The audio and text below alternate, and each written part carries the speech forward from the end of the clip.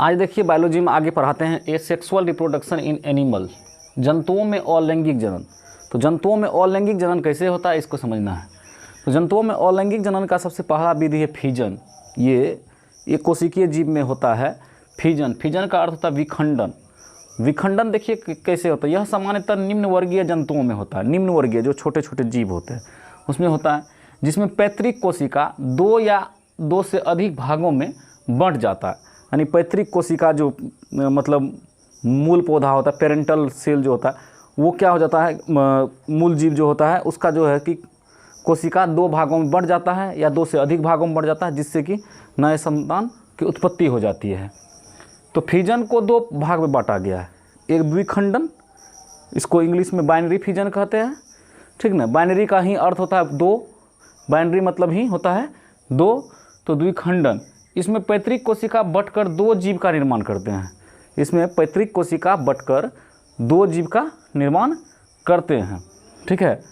और एक होता है मल्टीपल फिजन, यानी बहुखंडन या बहुविखंडन। बहुखंडन या बहुविखंडन, इसमें पैतृक कोशिका बटकर दो से अधिक जीव का निर्माण करते हैं। दो से अधिक जीव का निर्माण करते हैं। अब देखिए कि हमको ठीक ठीक समझना है बाइनरी फिजन को। सबसे पहले बाइनरी फिजन, जैसे कि आपका पैरामीशियम है। पैरामीशियम एक कोशिकीय जीव होता है। तो पैरामीशियम में क्या होता है कि ये बाइनरी फिजन के द्वारा फिर अगला संतान को उत्पन्न करता है। जैसे इसमें यहाँ से देखिए, इसको ये कट जाता है, कट गया। अब कटने के बाद क्या हो गया कि दो पैरामीशियम बन गया। फिर उसके बाद फिर अगले स्टेप में वो दोनों पैरामीशियम फिर कट जाएगा, दो भाग में डिवाइड हो जाएगा और फिर दो पैरामीशियम का निर्माण कर देगा। फिर वो दो पैरामीशियम फिर दो पैरामीशियम का निर्माण करेगा। इस तरह से वो आगे जाते रहता है। इसमें बाइनरी फिजन होता है, ठीक है, द्विखंडन होता है। अब युगलिना भी, युगलिना ये हार्ट शेप का होता है। तो ये भी क्या करता है कि ये भी जो है दो भाग में डिवाइड हो जाता है, जिसके कारण एक युगलिना से फिर दो युगलिना, फिर दो युगलिना से चार युगलिना, और इसी तरह से इसका आगे जाते रहता है। तो ये बाइनरी फिजन हुआ। तो फिजन कितने प्रकार के होते हैं? दो प्रकार के होते हैं। एक बाइनरी फिजन द्विखंडन, और मल्टीपल फिजन यानी बहुखंडन। फिजन का हिंदी हो गया विखंडन। क्या हो गया? विखंडन, खंडन या बटना या टुकड़ा होना, इसको या इसी को क्या कहते हैं? फिजन कहते हैं। तो दो भाग में जब बटा तो बाइनरी फिजन हो गया। बहुत भाग में बटेगा तो बहुखंडन, बहुविखंडन हो गया। तो मल्टीपल फिजन का एक उदाहरण है अमीबा, है ना। अमीबा एक ऐसा जीव होता है जिसका कोई आकार नहीं होता है ना। तो अमीबा में क्या होता है कि ये इधर से भी कट गया, इधर से भी कट गया, इधर से भी कट गया, जिधर मन उधर से कट गया। तो जिससे क्या हो गया कि अब अगला छोटा छोटा अमीबा उत्पन्न हो गया, ठीक है,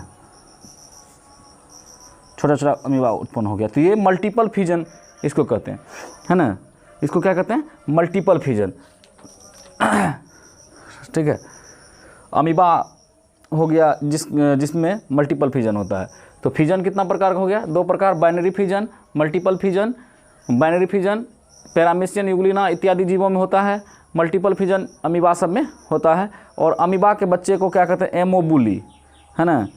अमीबा के बच्चे को आप अगर लिखना चाहते हैं तो लिख सकते हैं AMOEBULAE, एमोबुली। इसको आप लिख सकते हैं। कोई पूछ देगा आपसे कि अमीबा के छोटे छोटे बच्चे को क्या कहते हैं, तो लिखेंगे एमोबुली, ठीक है, एमोबुली। पैरामीशियम, युगलिना में बाइनरी फिजन होता है। मल्टीपल फिजन अमीबा में होता है। ये अमीबा का चित्र है, इसको ख्याल रखेंगे।